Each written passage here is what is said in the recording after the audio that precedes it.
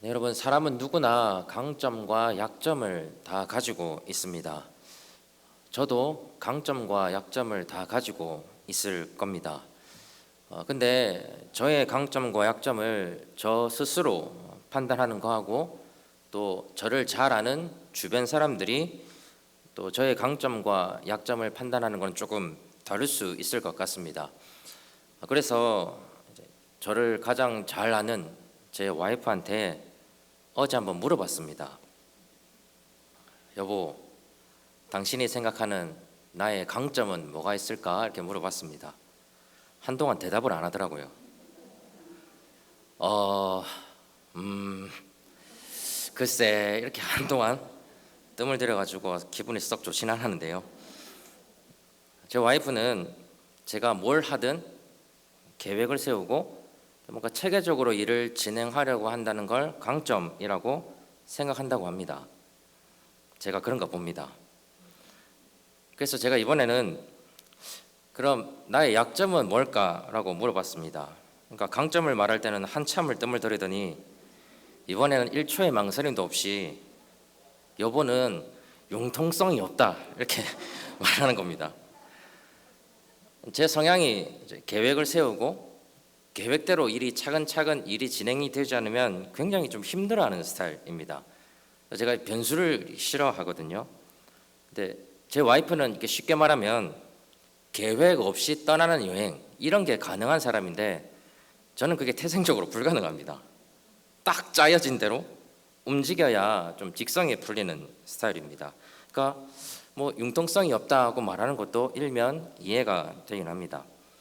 여러분, 성경에 등장하는 위대한 신앙의 선배들도 다들 강점과 약점이 공존합니다. 우리가 보통은 그들의 강점에 조금 집중하는 경향이 있긴 하지만 그들의 약점도 우리에게 굉장히 많은 생각할 거리를 던져주기도 합니다. 오늘 살펴볼 여호사밧도 마찬가지입니다. 여호사밧은 유다와 이스라엘의 역사를 통틀어서 손꼽히는 선한 왕 중에 한 사람입니다. 역대하 17장 3절에서 5절에 보시면 하나님께서 여호사밧과 함께 하셨고 여호사밧이 다윗의 길로 행하고 바알에게 구하지 않고 하나님의 계명을 잘 지켜서 행했다라고 기록하고 있습니다. 뿐만 아니라 여러 방백들을 유다의 성읍으로 파견해서 여호와의 율법을 백성들에게 가르쳐 주기도 하고요. 당시에 심각하게 부패했던 법 질서를 바로잡기 위해서 굉장히 많은 힘을 썼던 왕이었습니다. 이렇게 보면 하나님 앞에서 선하게 살아갔던 정말 몇 안 되는 괜찮은 왕 중에 한 사람이었습니다. 그런데 이런 여호사밧도 뚜렷한 약점을 가지고 있었습니다. 재밌는 건 뭐냐면 여호사밧과 우리의 시대, 여호사밧과 우리의 상황, 여호사밧과 우리의 모습이 굉장히 다르지만 여호사밧이 가지고 있는 약점은 오늘날 우리 그리스도인들이 가지고 있는 약점과 굉장히 유사하다는 데 있습니다. 그래서 오늘은 여호사밧의 강점보다는 약점을 한번 짚어보면서 동일하게 오늘날 우리가 가지고 있는 약점은 무엇이고 또 그 약점을 극복할 수 있는 방편은 무엇인지 한번 살펴보면서 은혜를 나누려고 합니다. 우리 먼저 1절을 한번 보십시오. 우리 1절 말씀 우리 같이 한번 읽어보겠습니다. 시작.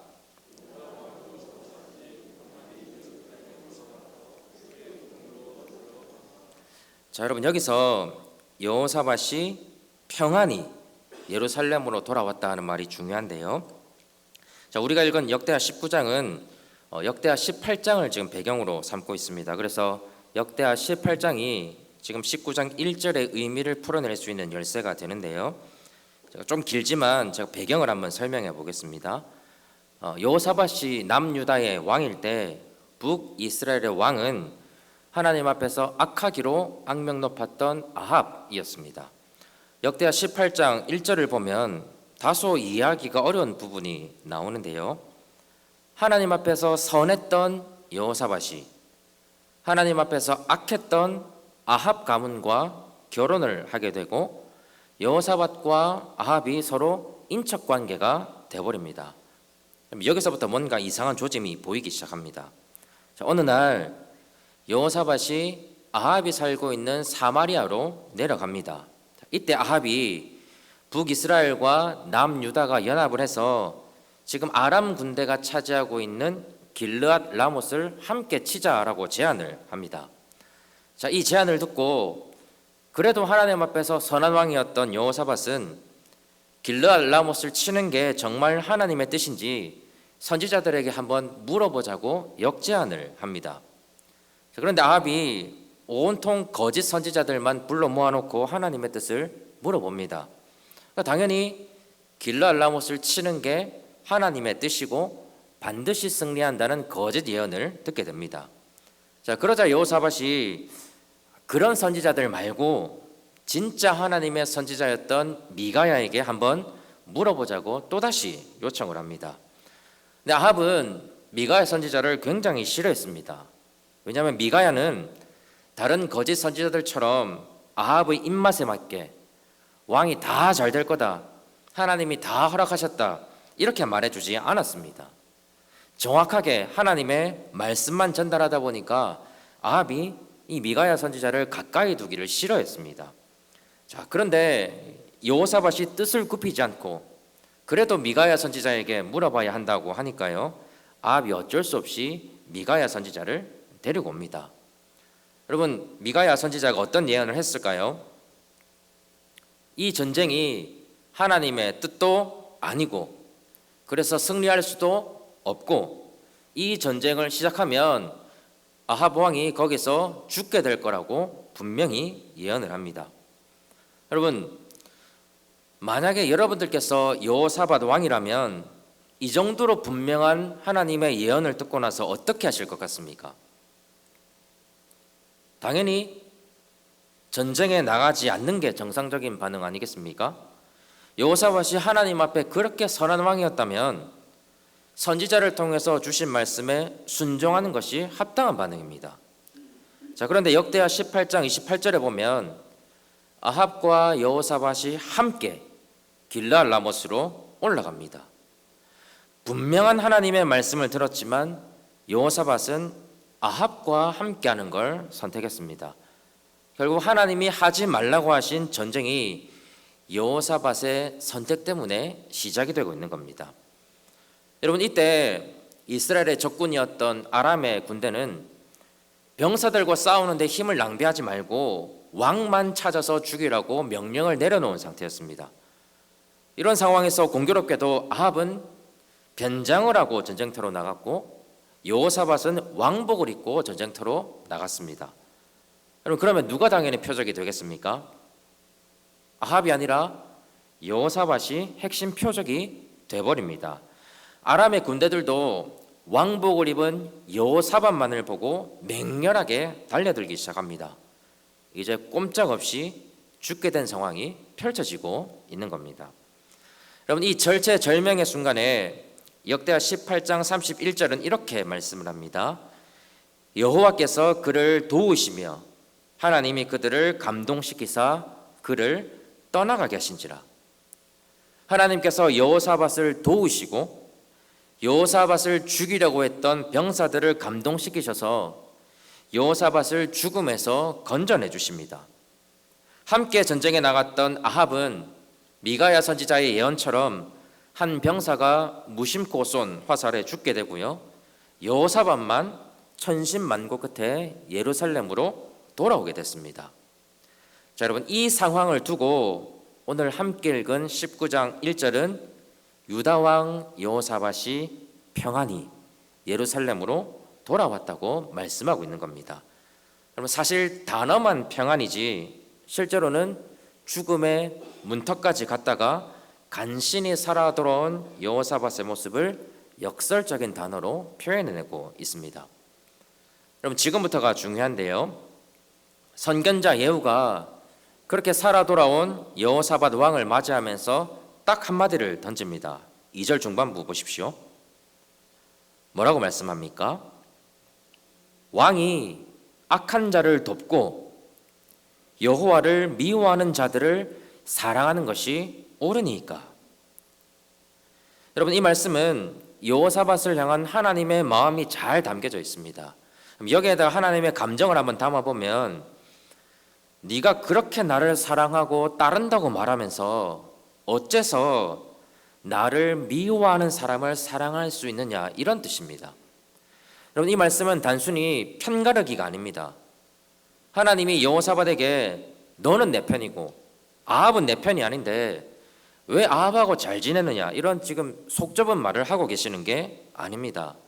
오히려 무엇을 의미하는가 하면요, 여호사밧이 다른 것은 다 괜찮은데, 다른 건 아무런 문제가 없는데 유독 하나님이 아니라 사람과 교제하는데 너무 큰 즐거움을 느끼고 있다는 겁니다.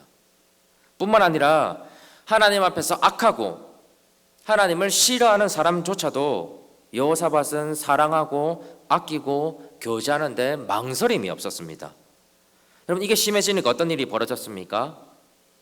미가야 선지자를 통해서 전쟁에 참여하지 말라고 분명하게 하나님의 뜻을 전달하셨는데도 하나님의 뜻에 따르기보다는 내가 사랑하고 내가 아끼는 아합의 뜻에 동조해 버렸습니다. 여호사밧이 하나님의 뜻에 순종해서 길르앗 라모스로 가지 않았다면 죽을 고비를 만날 이유가 전혀 없습니다. 여러분, 애초에 하나님을 싫어하고 미워하는 아합과 인척 관계를 맺지 않았다면, 또 아합이 살고 있는 이 사마리아에 굳이 내려가지 않았다면 여호사밧의 인생에서 이런 큰 오점을 남기지는 않았을 겁니다. 그런데 여호사밧 왕은 다른 사람과의 관계를 형성하고 그 사람과 교제를 할 때만큼은 하나님의 존재를 제쳐두었습니다.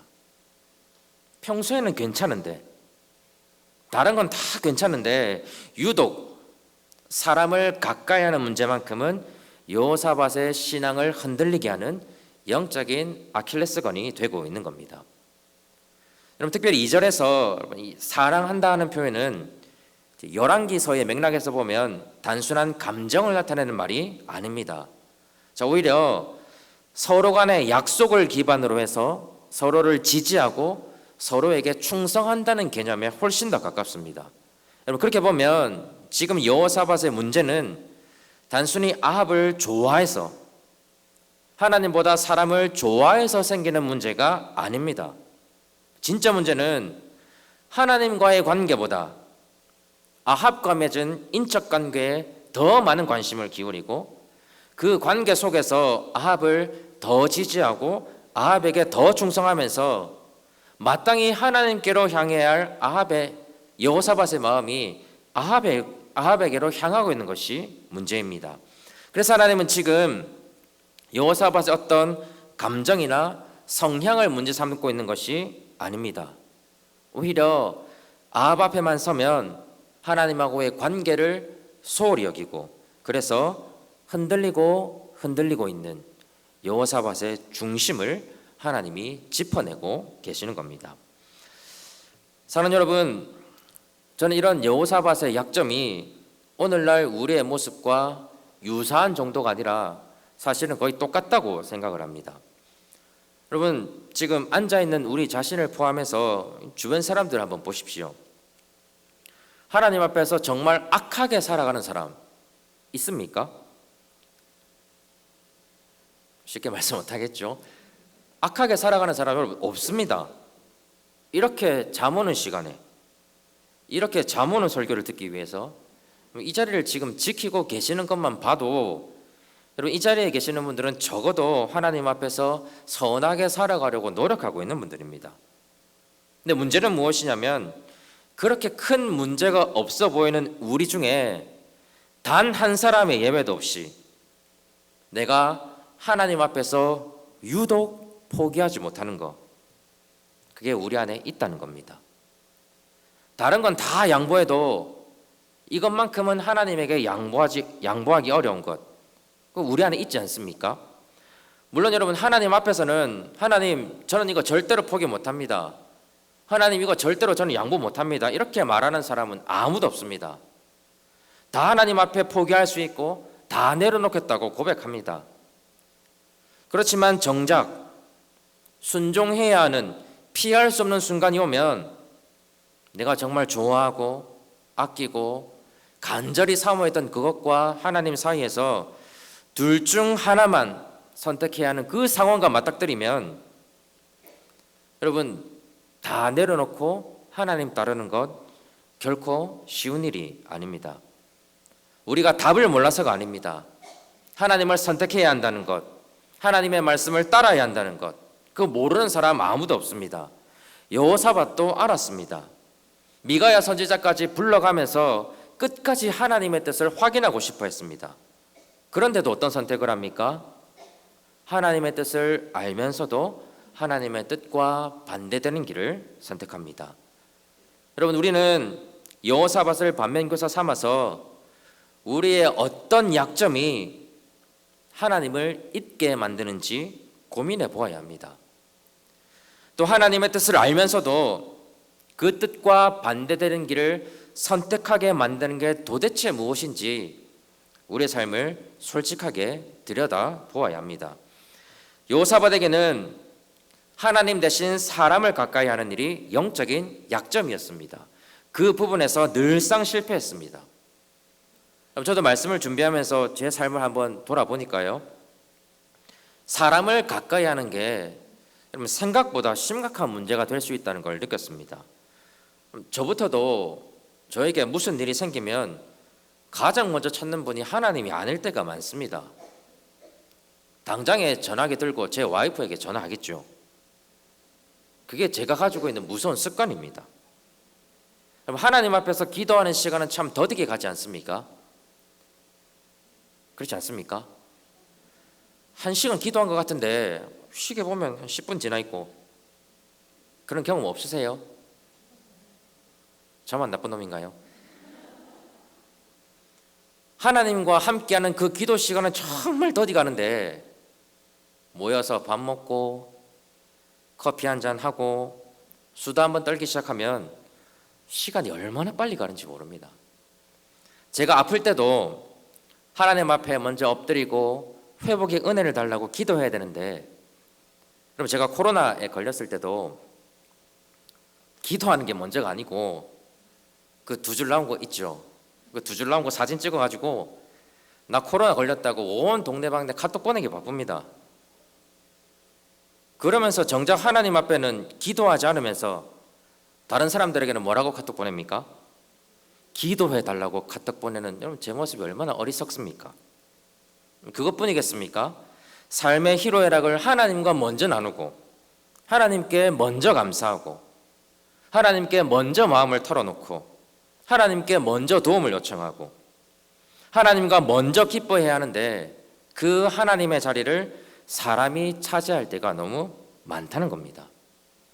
여러분 한번 생각해 보십시오. 지난 한 주를 살아가시면서 하나님께 말을 많이 걸었습니까? 아니면 사람에게 말을 많이 걸었습니까?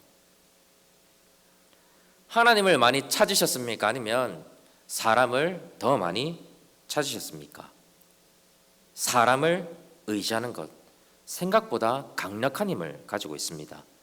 그것뿐만이 아니라 내가 유독 돈의 문제에 있어서만큼은, 내가 유독 자녀 교육에 관해서만큼은, 내가 유독 내 미래를 결정하는 일에 있어서만큼은, 그게 어떤 것이든 우리의 삶 속에 하나님마저도 개입할 여지가 없는 지극히 작은 영역이라도 있다면 하나님은 오늘날 우리에게 똑같이 물어보실 겁니다.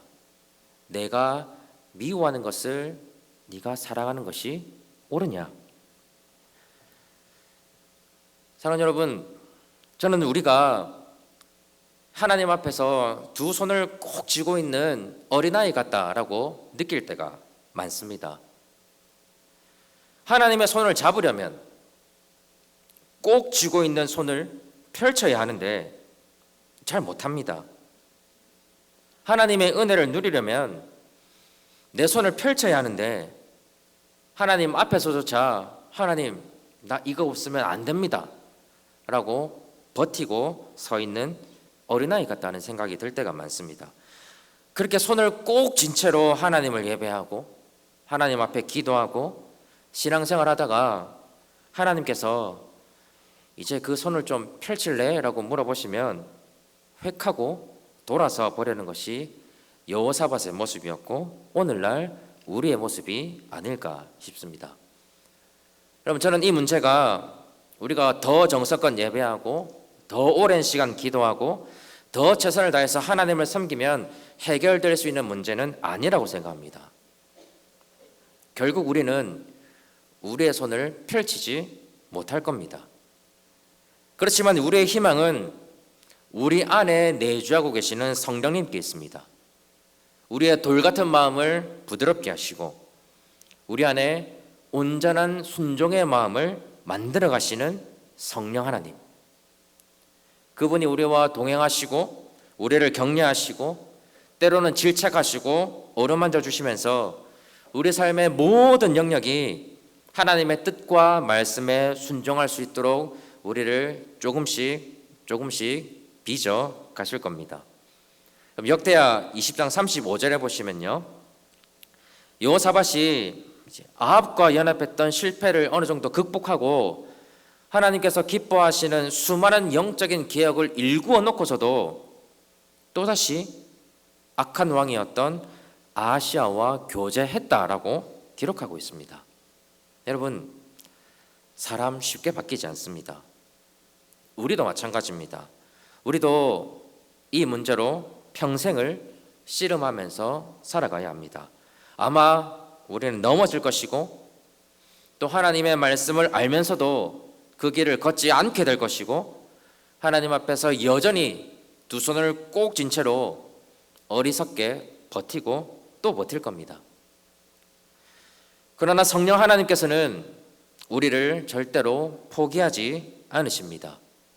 오래 참으시고 인내하시고 기다려주시고 품어주시면서 우리가 조금 더 하나님을 온전히 의지할 수 있도록, 우리가 조금 더 하나님께 온전히 순종할 수 있도록, 그래서 우리가 조금 더 우리의 손을 펴고 하나님을 바라볼 수 있도록 우리를 도와주실 것입니다. 그게 우리가 가지고 있는 유일한 희망이고 우리의 영적 아킬레스건을 극복할 수 있는 유일한 방편입니다. 그렇지만 그렇다고 해서 성령 하나님이 알아서 해주실 때까지 우리가 마냥 앉아서 기다릴 수는 없습니다. 우리도 성령 하나님께서 은혜 주시고 말씀으로 힘 주실 때마다 내가 가장 아끼는 거 포기하는 연습 해야 합니다. 내게 정말 소중한 것 내려놓는 노력 미루지 말고 힘써 시도해야 합니다. 이 시간에 간절히 소망하는 것은 성령의 인자한 도우심과 우리 자신의 부단한 노력이 우리 안에 아름답게 조화를 이루어서 비록 완전하지는 않겠지만 평생에 이 문제로 씨름해야 하겠지만 그래도 조금씩 우리의 영적인 아킬레스건을 극복하고 하나님 앞에 영광이 되는 삶을 살아갈 수 있는 저와 여러분들이 다 되시기를 주님의 이름으로 간절히 축복합니다.